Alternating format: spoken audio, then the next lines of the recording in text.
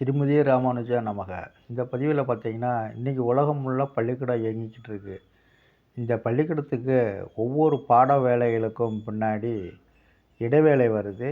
ஒவ்வொரு பாட பீரியடுன்னு நம்ம சொல்லிக்கிட்டு இருக்கிறோம் இல்லையா? அந்த பீரியடுங்கிற முறையை கொண்டு வந்தவர் யாருன்னா, விஸ்வாமித்திரர் மகரிஷி தான்.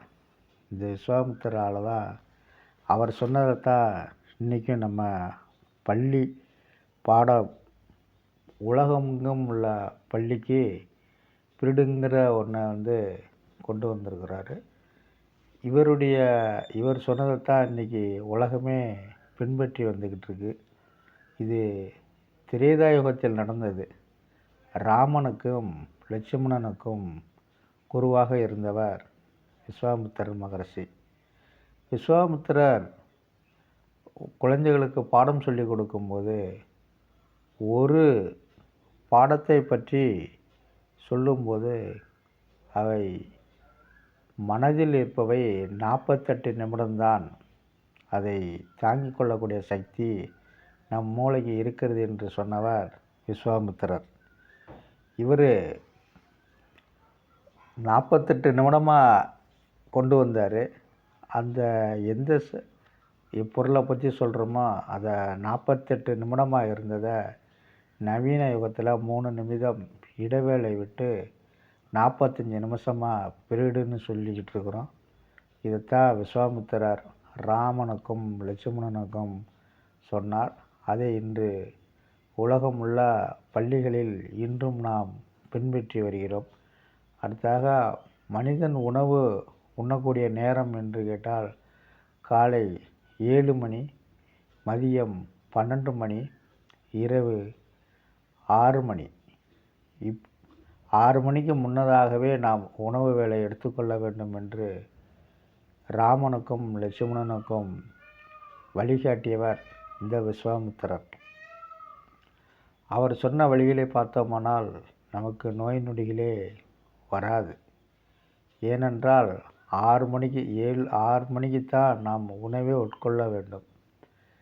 சூரியன் மறைவதற்கு முன்பாக நாம் உட்கொண்டு விட்டோமானால் 6 மணிக்கு உணவு உட்கொண்டோமானால் இரவு 9 மணிக்கு அவை செரிமானமாகிவிடும். அதன் பிறகு வயிறு எம்டியாக இருக்கிற போது நாம் தூங்குவதற்கு சுலபமாகும், செரிமானமாகிவிடும், உடலில் எந்த பிரச்சனையும் இருக்காது. இதைத்தான் விஸ்வாமித்திரர் செய்தார். விஸ்வாமித்திரர் படைக்கக்கூடிய ஆற்றலையும் பெற்றவர் ஆவார்.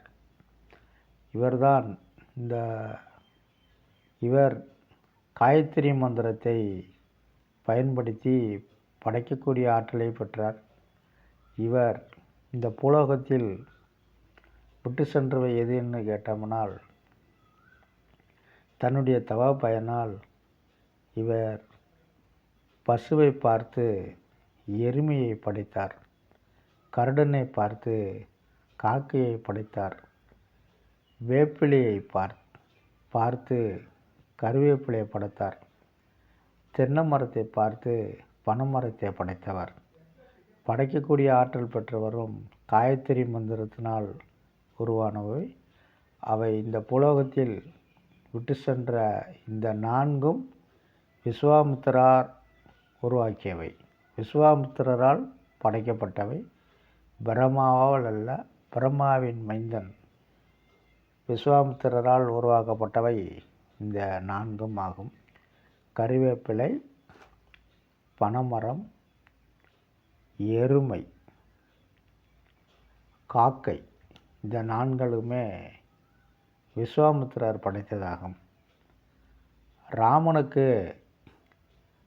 தினசரி லட்சுமணனுக்கும் காலை பொழுதிலேயே ஒரு பொருளை பற்றி சொல்லும்போது 48 நிமிடம்தான் சொல்லுவாராம்.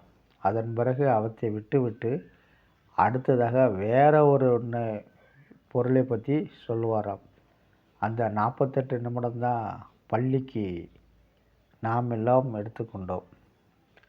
இவர் பயன்படுத்திய முறையைத்தான் அனைத்து சிறைச்சாலைகளிலும் உணவு தரப்படுகிறது.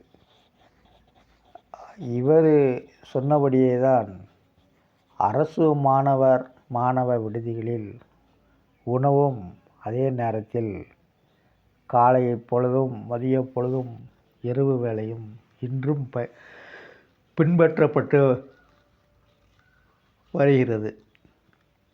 இவரை பின்பற்றியே நம் வாழ்வும் வாழ்ந்தோமானால் நமக்கு நல்லதே கிடைக்கும். அடுத்ததாக இவர் பயன்படுத்திய அந்த கருவேப்பிலை, எருமை இது எல்லாமே இந்த 4ம் பார்த்தீங்கன்னா சனியையும் யமதர்மனும் எடுத்துக்கொண்டார்கள். எருமை, பனை, கருவேப்பிலை, காக்கை ஆகிய இவையாவும் சனிக்கு உரியதாக ஆயிடுச்சு.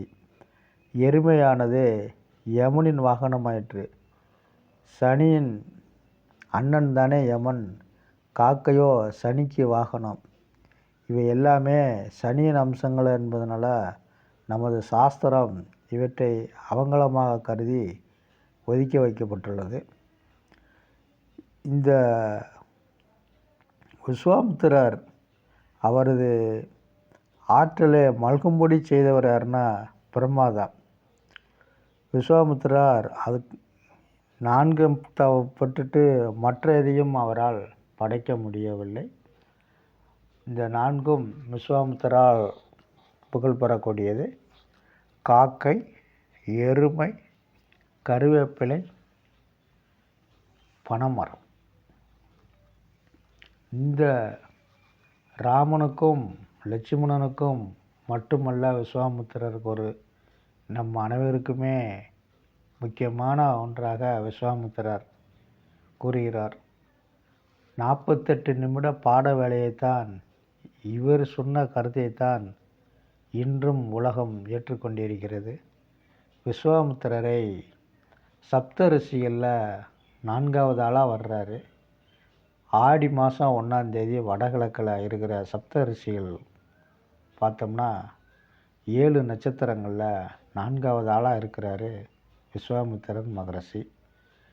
விஸ்வாமித்திரரை வைகுண்டத்தை சுற்றி வரக்கூடிய 7 ரிஷிகளில் இவரும் ஒருவராக இருக்கிறாரு.